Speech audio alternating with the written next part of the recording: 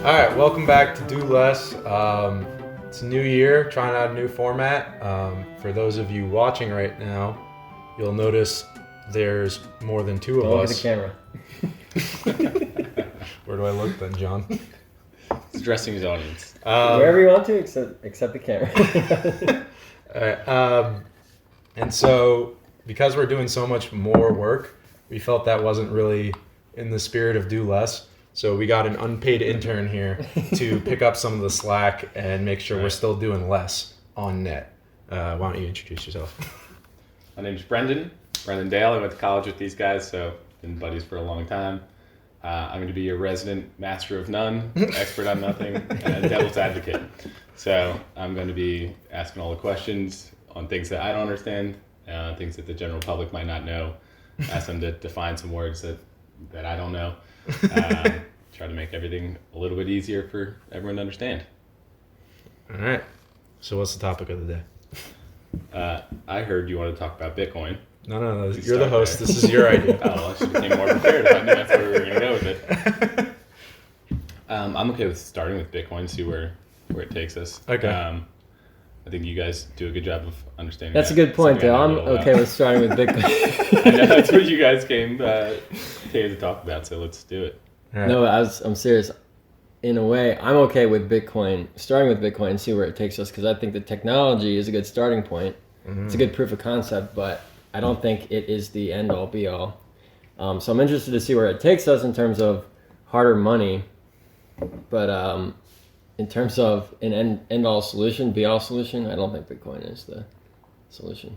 Right. So, I mean, do you own any Bitcoin? I purchased $200 of Bitcoin at the peak a couple of years ago, and it's now up above that. So like right at the 20,000 high. Exactly. So I take it back. Everyone buy Bitcoin. We gotta get our man. I made money. That's the only took way. Me 2 years. That's the only way he's gonna get paid on this. So. Yeah. So Bitcoin. The reason we wanted to talk about Bitcoin is because it's popping off. Yeah, like if you're paying attention, the price is at like what right now? 30,000, over 30,000. It went over 30,000 yesterday. Yeah, I think. so a nice 50% return. You're basically rich at this point. $100 in my pocket. Except it's not in my pocket. Just can't buy anything with it. Yeah. So like, Bitcoin is definitely gonna get a lot of headlines right now, like it did when it was like reaching its highs of the last time. And so we want to talk about like why it's doing so well potentially right now, what the reasons behind buying Bitcoin are, if we think those make sense. And so, I mean, I guess we should just start with like, what is a Bitcoin, right? Mm-hmm.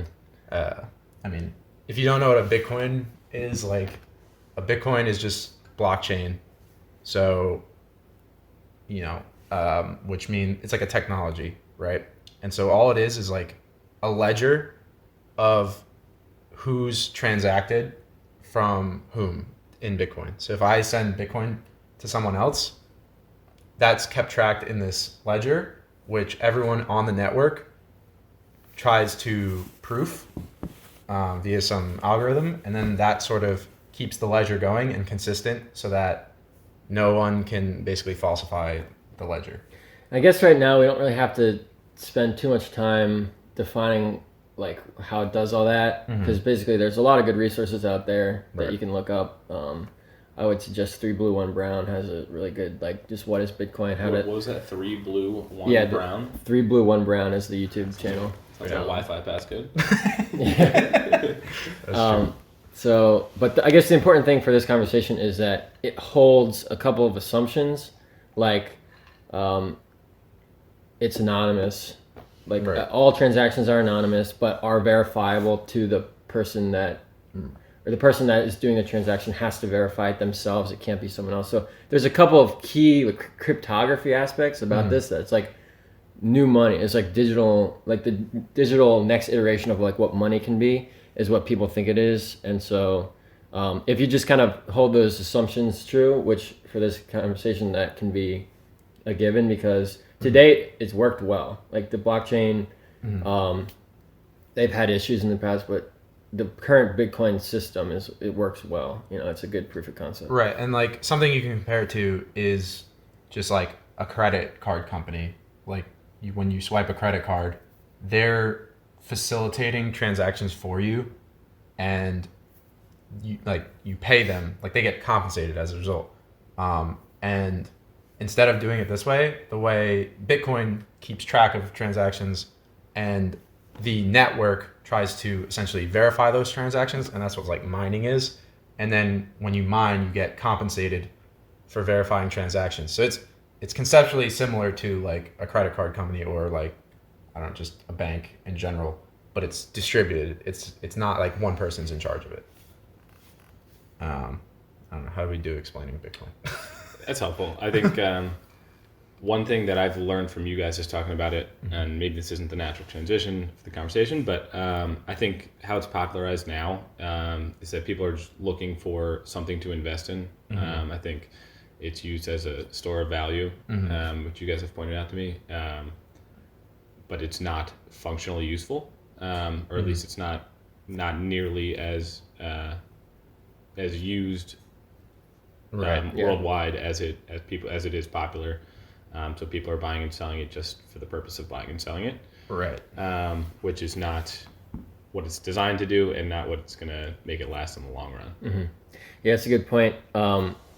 So in that regard, Bitcoin is often compared to gold, and it's called very widely used digital gold because of the aspects of gold that, like we were just talking about, or like you just said, Dale, how it's scarce, so it's not like subject to inflationary policies. It's verifiable, like gold is verifiable just because it's physically dense and it's hard to like replicate. Like if you're holding an ounce of gold in your hand, you're like, I'm pretty sure this is an ounce of gold because nothing else is this heavy in my hand. Like that's actually why they use gold as money.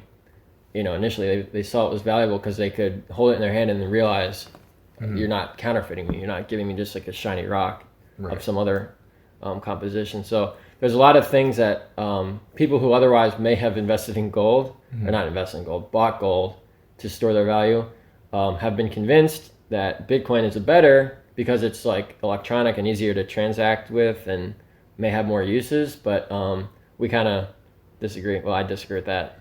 Right. I think I think gold is still supreme to Bitcoin in just about every way. Well, so Bitcoin, I think like it's not really being used as money, right?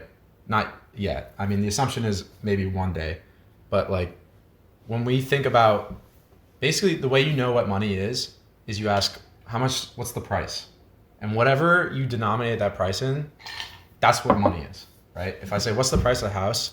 And you give it to me in dollars, well, then dollars are money because that's how we're indexing everything. If I tried to tell you the price of things, the reason gold like isn't money right now is because if I told you the price of something in ounces of gold, you'd look at me like, I don't, tell me the price of gold in dollars so I can do calculations, right? So money is essentially just the index for everything, right? And clearly Bitcoin's not doing that. No one's negotiating their salary in Bitcoin. Medium exchange is it? Medium of exchange, right? Like no one's doing like business transactions in Bitcoin. So really, a lot of what people are just doing with Bitcoin, buying it, holding it, trading it for dollars again, or whatever currency they use in their country, and just speculating that the price of it's gonna go up. And the question is, why should you expect the price of Bitcoin to go up? And I think there's a few assumptions why that would be the case. And one's because we're printing lots and lots of dollars. So we expect dollars to lose scarcity, where these Bitcoins are finite. And so because they're finite, then they're more so retaining their value than dollars. But the thing is, what value exactly are they retaining in the first place? And there really is no intrinsic value to a Bitcoin. Like you can't do anything with it. Whereas like other things like gold, there's actually like, if you think about it, every wire in existence would be gold if it was cheaper. Like if gold was as abundant as copper, we would always use gold over copper because gold is just better. It doesn't corrode. It's more conductive. You're right. It's more conductive, more malleable. It's just sturdier. So it's just like a far better metal, and that's the reason it's so expensive is because the demand way outstrips the supply. I have a question. So why is the supply of Bitcoin limited? Because it gets mined, right? There's more now than there was 5 years ago. Why is it capped? Yeah, so Bitcoin has inflation. Like but it's built in. It's part of the program. So if you were to look at the code that like basically creates Bitcoin, it's publicly available. Like anyone can double check how it works because everyone's essentially running the same code to verify it. And so we all know how much it's going to increase by. We know exactly how many Bitcoins are going to be out there at any point in time. So because it's scarce, but inflating at a rate that's linear, not exponential. And so our money inflates at a rate that's linear because it's 2% every year, which is compound growth, which is exponential growth. So it's much more scarce than like dollars are. Well, its actual creation schedule is logarithmic, or it's Oh, yeah, that's true.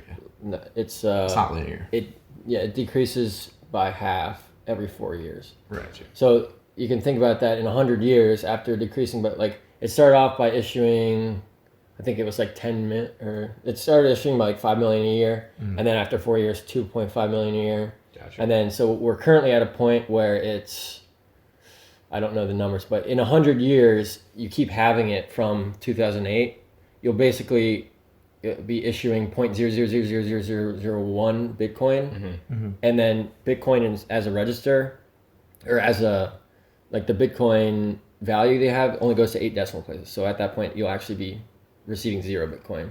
So it's like after 100 years, it'll effectively cease to issue new Bitcoin. Right. And that number will be 21 And million. so like a way people are kind of essentially trying to guess a market value of Bitcoin is like the most obvious calculation would be like, okay, what are the supply of Bitcoins? And then look, what is the money supply? And if Bitcoin's going to be money one day, just compare those market caps, divide them, and that gives you like a price expectation of Bitcoin, which is like for like the baseline US currency, it would be like $100,000 per Bitcoin. That would be like, I guess. Or like 10 million. People just have varying, like, it's going to take over the world currency system, and that's going to be, at that point, 10 million or something. You know? Right. So people have lofty expectations of what Bitcoin is going to be worth. Right. And very variable expectations based on that type of math. But right now it seems just correlated to hype, essentially, just like stocks. Well, yeah, so that's a very astute observation, because to clarify what you said earlier, you said, why does the price go up with Bitcoin? Well, people think it's going to be valuable in the future. It's like the actual logistical reason why Bitcoin goes up or goes down, since Bitcoin is, as you mentioned, it's a purely speculative market. There's no commodity use for Bitcoin. There's no like, I'm going to actually I'm going to cash out my Bitcoin in something not cash. So that's actually not the way to, I'm going to take my Bitcoin and then I'm going to be the end user of Bitcoin. Right. There's none of that. So it's all purely speculative, which means the price is always at any given time going up if there's more buyers than sellers, and going down if there's more sellers than buyers. Right. Like with most markets, that's how it is largely.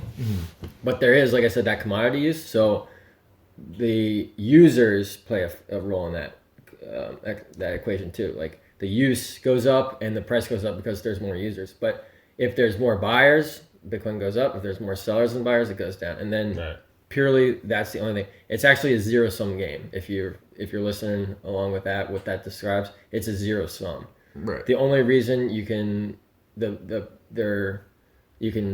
price to go up is there has to be a marginal buyer, and the only way it can go down is marginal seller. So at the end of the day, the money changing hands, the actual cash changing hands, is from a person to a person always. Right. And you're like, you know much more about real estate than I do, so correct me if I mess anything up here. But like in real estate, there is the speculative side where it's like, I buy a property expecting the value to someone else to pay me more for it and like flip the house and make money there. And so part of the price of real estate is that sort of speculative side. But there are people who just buy a house and then live in it, and then their children live in it, and then so you're essentially just taking that out of the marketplace and like being an end user of it. Right. And so there is that like intrinsic value. It's like, this is a home that I'm going to live in at the end of the day that puts floors in real estate prices, because it's like a house can never go to zero, because like who the heck's not going to buy a house for like, I don't even know, like $20K? Like, are you kidding? Well, like, that would be like a steal. Just to clarify, the world total price of houses, like there's never going to be a situation where every single house is at zero. Right. It just can't be the There will case, because there's always always be a going house to be a that's buyer valuable. putting a floor there to be an end user of the product. So does that point mean that Bitcoin is more similar to an American dollar than it is to gold? Because gold has an end user, and an American dollar, you can't burn it to keep you warm for very long. Well, you could. Right. Actually, that would be an end Yeah, user. right. And we've seen that in like the Weimar Republic, which was Germany, when they were printing insane amounts of money to pay all their debts from World War One, Yeah. or because they owed like reparations or whatever. And they were actually doing that. They were Really? burning money to keep themselves warm. And that Clearly, that's a market failure. Right? right, like that, if that's your end use of your currency, it's a pretty low floor, right? Yeah. And it's the same concept with Bitcoin. It's what's the price floor? And it's actually zero, right? Like there's no commodity value whatsoever. It's actually negative, in fact. And John, I think you were explaining this where like the price floor of Bitcoin is actually negative when you think about it, right? You could explain it better than I could. Well, because to maintain the network that is Bitcoin is a high energy cost, right? So there's actually a positive value of Bitcoin where everyone just walks away from their or like turns off their computer and says, no more of that, because it's Right. I don't seek to gain anything from that. So Right, like Bitcoin price could be positive, and still everyone's like, I'm turning off my computer because my electric bill is even higher higher, positive. yeah. So it's like, it's the price floor is actually negative on Bitcoin, which is to me the fundamental issue with investing in something as a store of value when you have like such a low floor. And I'm not saying it can't succeed as money, because it actually can. I just don't think it's going to be a very good system. But, you know, we use all sorts of bad systems. So it's like, it's totally possible that Bitcoin could be the money one day. And like, we could, like, you know, we're just wrong. But I think that's why, like, that gives you like a good reason to maybe just like you put in $200. If these price targets are of $10 million, sure, buy a lottery ticket, you know, Exactly. like why not? You know, like it's not money you care about, sure. But I wouldn't like try to like actually protect any wealth you have that you want to depend on in Bitcoin. Right. And if it is money one day, right? Yeah, like, and you bought in early, this would still be considered early if it's like money one day. You're you kind of like hit the lottery there. But Bitcoin is not an asset. If it's money, it's money. It's not an asset. Assets are different. Assets generate you income. So it's a one-time lump sum transfer of wealth from everyone who was late to the game to everyone who was early to the game.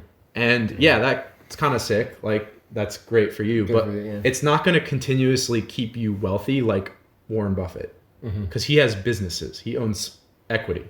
right. So at the end of the day, even if you nail this speculation on Bitcoin, you're still going to be trading those Bitcoins along the way for assets that are underpriced. So eventually the person who's doing well is still the person who's a great investor in assets. So like, you're never just going to like hold Bitcoin forever and just be some like Bitcoin billionaire just all like sitting on Bitcoin. Like eventually that guy is going to have to convert his Bitcoin into assets. And so the idea that it's going to reach this super high potential doesn't make sense to me, because eventually you're going to be like, okay, this is a good time to just start selling my Bitcoin for other assets. So you could become a Bitcoin billionaire by buying Bitcoin early or maintaining a profitable allocation of resources, at which point Bitcoin becomes money and then people pay you billions of Bitcoin. Right, exactly. So if Bitcoin does Or not billions of Bitcoin, hit the billions of cash worth of Bitcoin right at that point. which So yeah, like you can still get in early to Bitcoin by just getting into good assets that Bitcoiners are going to want to overpay for in the long run. So it's like you're still kind of better off just investing in true income generating value than than money. Right. Like even like because so when we advocate like gold, I still view gold as basically money, not an asset. Like I'm not trying to get rich from gold. I'm buying gold because I want to use that gold to spend on something one day. Because I don't think the dollar, unless we change our behavior, will be doing that for me anymore. Like I feel like there will be a day where we will be buying some stuff in something other than dollars, unless the Fed changes their policy. You think that's going to happen in our lifetime? I think it could, yeah. I think it's a good chance. Yeah, It's I possible. think it's Definitely possible. I think in our lifetime, so if we're talking 50-year time horizon, I say it's better than 50% chance. But it's just really just because. So I was gonna say, so the dollar I think has a much greater leniency than any of the other currencies we've looked at ever throughout history. Like the dollar has the most leeway in terms of abusing this reserve currency status, where we print money and people will accept it because we have built the best credit, like the most faith in the dollar. Yeah, exactly. So like in history, because America, without a doubt, is like the wealthiest country, most like kind of highest superpower in history. So that leeway gives us a lot of room to just print excess dollars, and people will buy them because it's been trusted so heavily. And Well, the leeway is the reserve currency status. that's what I'm saying. Yeah. So the leeway is the fact that people still trust this dollar, even if we're printing lots and lots of them. But that leeway is not infinite, right?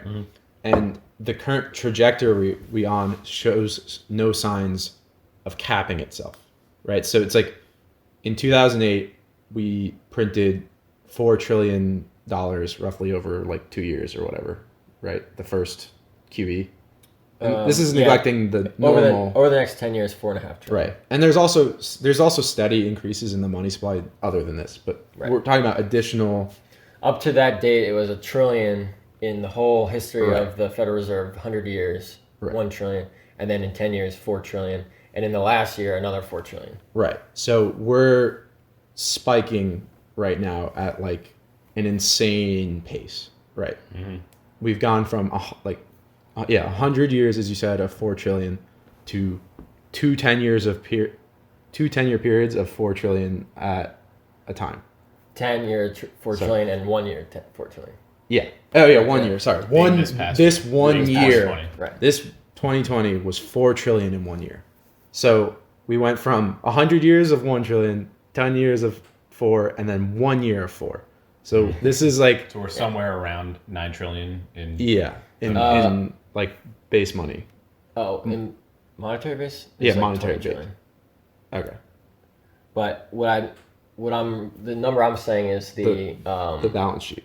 the balance sheet of the Fed. Yeah, the balance sheet, which is I think it's around 7 trillion. So the numbers are like their. it's just over 7 trillion. It's essentially their additional liabilities, right? Because they've printed this money for these assets, and unless they buy those, or unless they sell those assets back, that money never gets taken out, right? If they were to sell those assets, they could get dollars back and take that money back out of the circulation, right?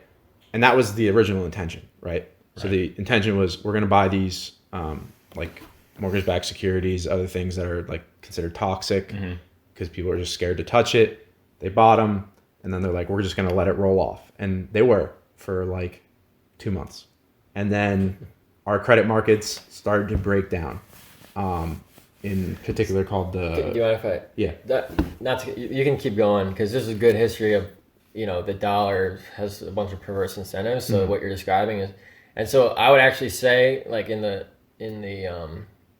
flavor of our current conversation, like if Bitcoin were to replace money, or replace US dollar, I think it would actually be a good thing. Like it would be good for everyone. So...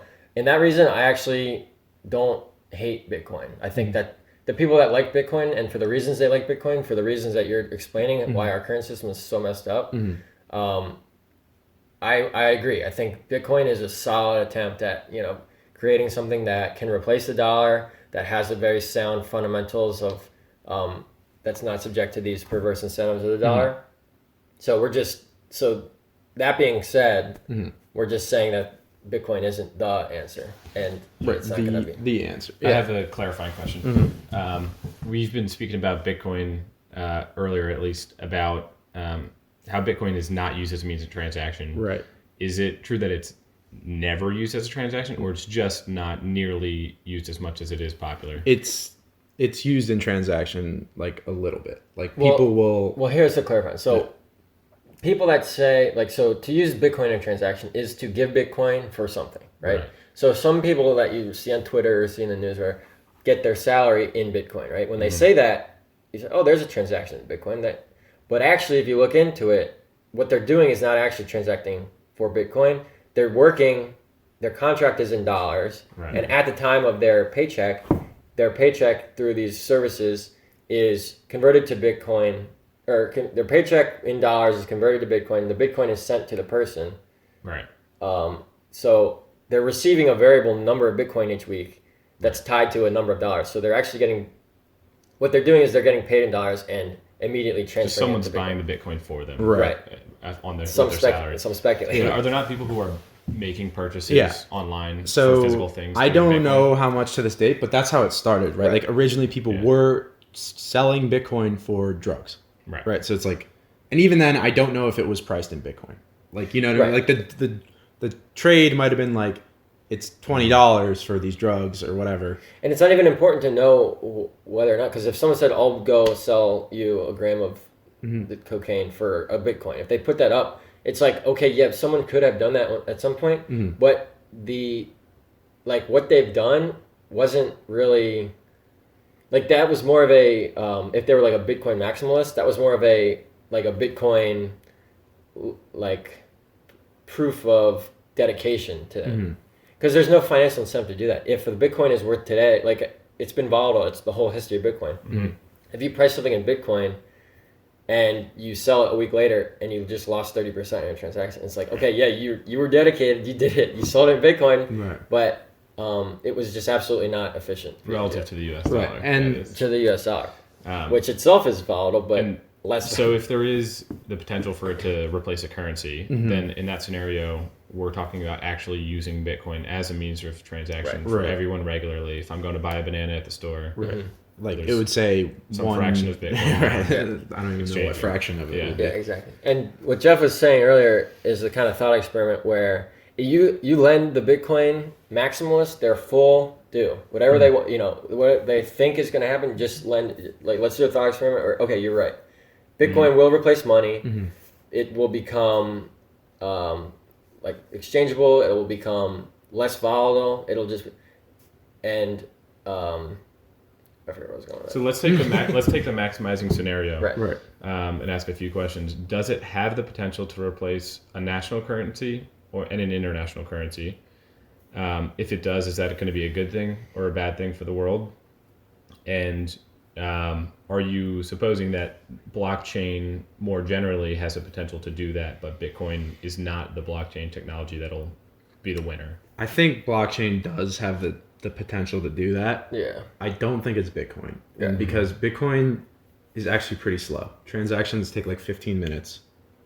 And there's already the price. And that problem can't be solved. The time. Well, that'll actually increase. That time will actually increase with more transactions. Yeah. As a ledger grows. Yeah, as more people are transacting, each ledger block needs more transactions. Right. Or no, each ledger block is a fixed number of transactions. Right. So if you can't get in on that block, then you have to wait 15. You have to wait 10 minutes to the next block. Is that not true of all blockchains? Could you create some a blockchain blockchains are that's faster, more efficient? Yeah. So that's like another thing is like you could just make Bitcoin 2.0, which is just better straight Which up. is essentially what Bitcoin Cash is. Bitcoin Cash is a fork of Bitcoin, which means they took the rules of Bitcoin and just changed the rules a little bit and said we're going to continue with little different rules with just larger transactions per block. And it otherwise is completely equal, but it trades at a quarter of. Doesn't that kind of create a threat to any single blockchain becoming a currency because it can be replaced. Right. Yeah, so the actual scarcity of Bitcoin is like, yes, Bitcoin that you created, like this ledger, yes, it will never exceed 21 million, but you can fork it, you can change it, you can create a Ethereum, you can create all sorts of coins with the same rules. Right. So the scarcity that you have is actually just by name. It's not actually scarcity by function or by value. Right. Like the brand Bitcoin is scarce, but the concept, the actual value of Bitcoin is not scarce. You can do it an infinite number of iterations. And that makes it almost seem impossible for any one blockchain to become a large-scale currency. Well, that's the thing.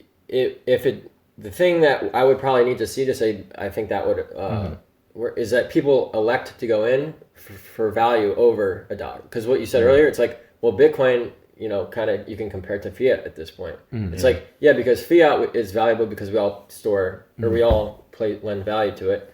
Bitcoin is valuable because we all lend value to it. So if there's a blockchain that's efficient, fast, decentralized, all the good things about Bitcoin, but it also actually has a physical value that is, it's maybe hard in some way or backed by some kind of commodity. That, to me, I would see that and I would say, okay, that has a lot of opportunity to become the currency that people will elect to go into. Right. But here's the thing. I actually think the concept of a hard cryptocurrency doesn't actually even make sense because the whole point of Bitcoin is it's decentralized and requires no third-party trust. But as soon as it's hard, you now involve trust because you can't digitally transact anything hard, right? So it's like unless there's some control of some resource that can be controlled by software, which I can't really think of anything myself because like a physical person needs to deliver whatever. Yeah, that's why I think that if you have a physical definition of the currency, but that requires, this is getting into. I think electricity you can actually define with software and then verify with hardware. Now, who makes the hardware? So there's always the question of is there someone verifying at the end of the day? To the extent that you can solve those questions and create a currency, you've shown me that you've made a better version of Bitcoin. And so to me, what I think would be a better form of money, like right now that we could do would just be better than Bitcoin or fiat, is literally just going back to gold standard and then just putting it in a vault and just assigning ownership to mass of gold in that vault to whoever you want digitally. And so, yes, there is this third party trust of we trust the vault will deliver the physical gold to us at some point. And so as long but you could also hold the gold yourself, right? So it's you don't necessarily need to opt into this second level of trust where it's someone's controlling your gold for you, but there's some efficiency gain in lending a little bit of trust because now I can just trade gold without actually physically trading it. I can just trade my ownership to someone else like a debit card. And that can be private companies banks doing that. It doesn't have to be a government. And there are companies that are trying to do this, but the government's smart, right? They say gold is an asset. It's not money. And by doing that, they can tax you capital gains on transactions that are actually done in gold. So the transaction costs of actually using gold and money are actually insanely high right now because any transaction is subject to capital gains. So it's that's sales taxes. If sales tax was 15%, right? So it's it just doesn't make sense, or even higher if it's short-term gains. It's it's your marginal tax rate, which could be 40%. Right. So some private company could totally just come in and do this, and there are ones that are trying to do it and figure out if there's ways to navigate around the law like this.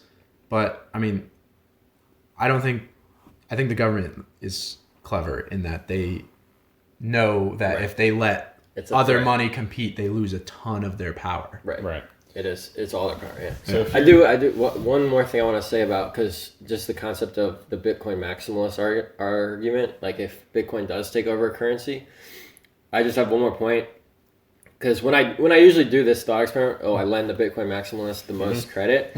I'm usually doing it as a way to point out the flaws of like what happened in a world where Bitcoin does take over. Right. So I'm kind of making this. I'm trying not to be a straw man because I'm literally saying what they're saying. Oh, Bitcoin is gonna take over money. Yeah. But at that point, if Bitcoin truly is this windfall, that's just you're gonna be like people say, oh, I have this much Bitcoin, I'm gonna become the wealthiest person, or whoever has the most Bitcoin is going to be the wealthiest person in the world in the future. It's like, okay, well, right now we are citizens at the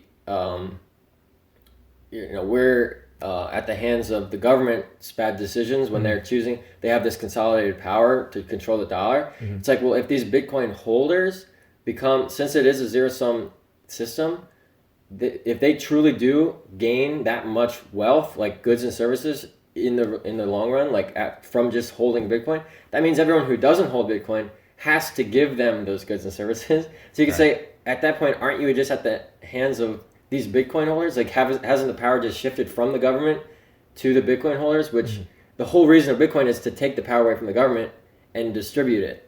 So if we're going to take power from the government and then we're going to have this consolidated power, Right. it's like, or this not even power, consolidated benefit of goods and services. It's like, well, you just explained to me how your system, if I trust you that your system is going to work so well, how much the rest of the world is going to owe you. Right. And At least better distributed though, right? Or I guess potentially, maybe it would be distributed according to whoever just bought in early. right. If you think, oh, you just got elected, why should you have any more benefits? And it's like, oh, I agree with that. It's like, well, I just got into Bitcoin early. It's like, well, I don't think you have any more claim to goods and services than the person that just got elected with 51%. Right. And also, like, if Bitcoin is money, again, let's look at the richest people, the wealthiest people in the world right now.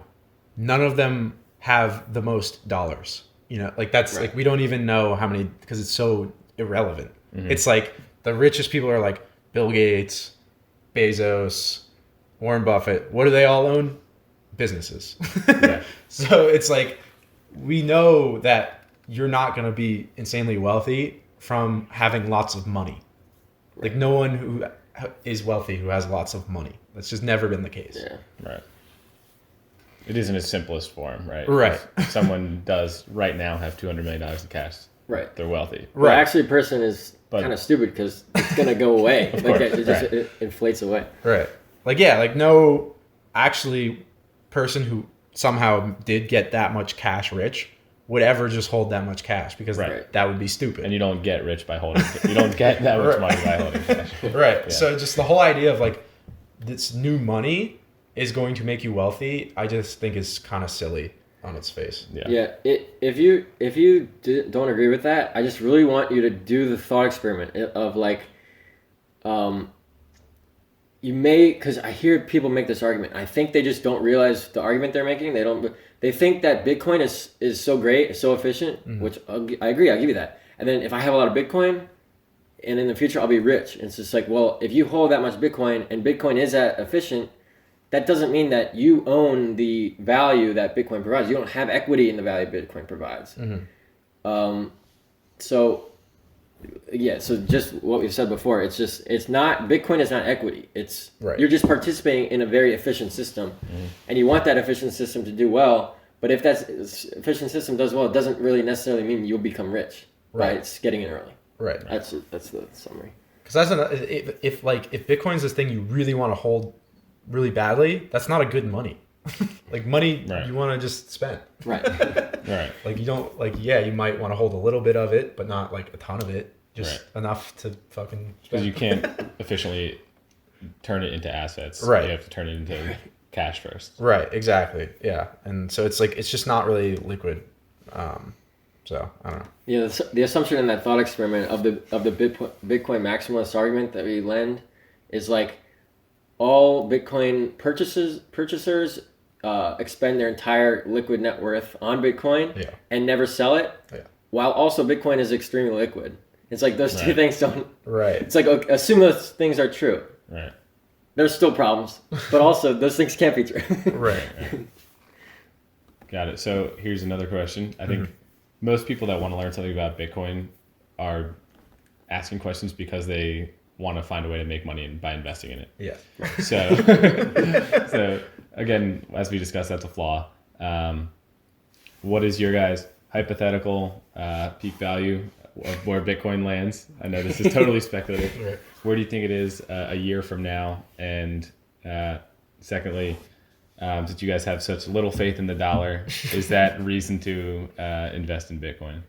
I really have really little faith in Bitcoin, honestly. I think it could get really high because we are creating so much inflation in the dollar that gives a lot of room for speculators. So there's plenty of room to speculate on Bitcoin, and its price could get insanely high. I think I really struggle to give it a target because I think it could go over 100K. Sure, I don't know. Yeah. It's totally possible. But I think eventually in our But lifetime, it could go to zero. it will go to. Right. I think it will go to zero will. in our lifetime Right. eventually.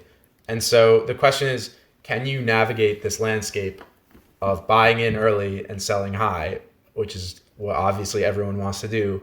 And it's like that to me seems like an impossible game because there's no way to guess the collective psychology of everyone.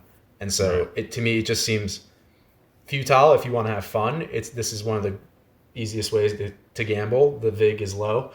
So I mean, if you want to have some fun and gamble, sure, go ahead. I think there's nothing really wrong with that. Right. People like to do the in a year from now, if Bitcoin is higher, then you'll admit you're wrong. And then it's just like, well, Right. no, it's. We're literally calling it a speculative bubble, Right. which is what made the price go over 30K. Right. So it's like, what's the definition of a speculative bubble? The price can go very high, very much higher than it's worth. So it's like to say that it goes higher than what otherwise is higher than it's worth is just a continuation of the premise that it's valued higher than it's worth. Right. Like I'm never gonna admit there's no price tag of Bitcoin where I'm like, I was wrong. There is the scenario where it actually becomes money. If it's actually money and people are like legit transacting it, like your salary is Bitcoin, you do groceries are Bitcoin, I'll admit I'm wrong. But there's no price target of Bitcoin. Sure. Where I was like, oh man, I was wrong about Bitcoin. Yeah. So the possibility of it actually being used as money, you put a very low likelihood on that probability. I think it's like 0. And honestly, it seems like what you guys both think is it's going to continue to inflate essentially on speculation and hype. And at some point in our lifetime, it's going to go to 0, but impossible to predict when.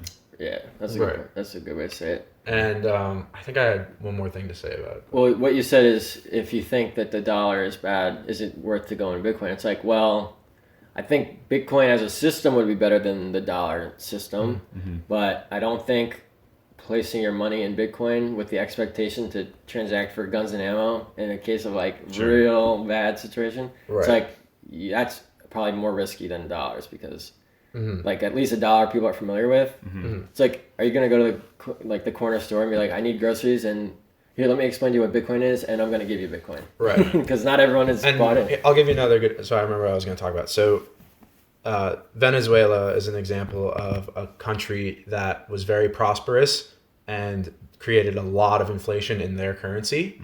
And that caused a huge increase in their stock market. So the Venezuelan stock market for a certain period of time was making amazing gains. Yeah, 100%. Right. And then but eventually eventually the inflation just became too much. Yeah. And then suddenly it didn't make sense to be invested in businesses in a country that had a failing currency. Right. And so suddenly those businesses were bad investments, right? So there was this period where you could have made awesome returns, and if you got out into a hard money or something secure or some other asset that was underpriced, it could have been a great speculative trade to ride. But as a long-term investment, obviously anyone invested in Venezuela is not happy about it. Right. Yeah. That makes sense. Pretty useful. You got anything else? Any final thoughts? Yeah, I don't know. I think my general thoughts on it are pretty similar. I think my sort of takeaway conclusion is what I just said there. Is the price is going to continue to rise, but it's not ultimately likely to become a lasting currency. If you want to invest in it, you're buying a lottery ticket, so do it that way. Right. But there's potential to make money doing that. Mm-hmm. But until you see people around you transacting in Bitcoin, Right. Don't believe the hype too much. Right. Yeah, That's a good summary. That's a good summary.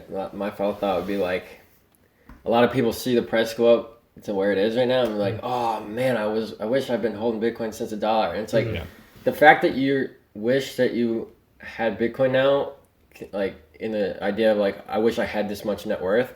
Well, it's like, if you, the more you understand, it's like, okay, well then you would sell it right now because you understand that you should sell it at higher. Right. And then if that is true, then you shouldn't buy right now because you would be selling. right.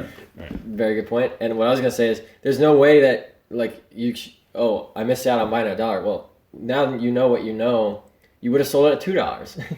Right. So you bought it at $2. What's that? Well, it's like, think about how much higher would it have to go right now. Like if it went up 100% from now, would you sell? And if the answer is true, then if you bought it $1, you would have sold it $2. Right. I think I saw looked it up the other day. The low was 6 cents, just something like 5 years ago. 5 years? I did not know that.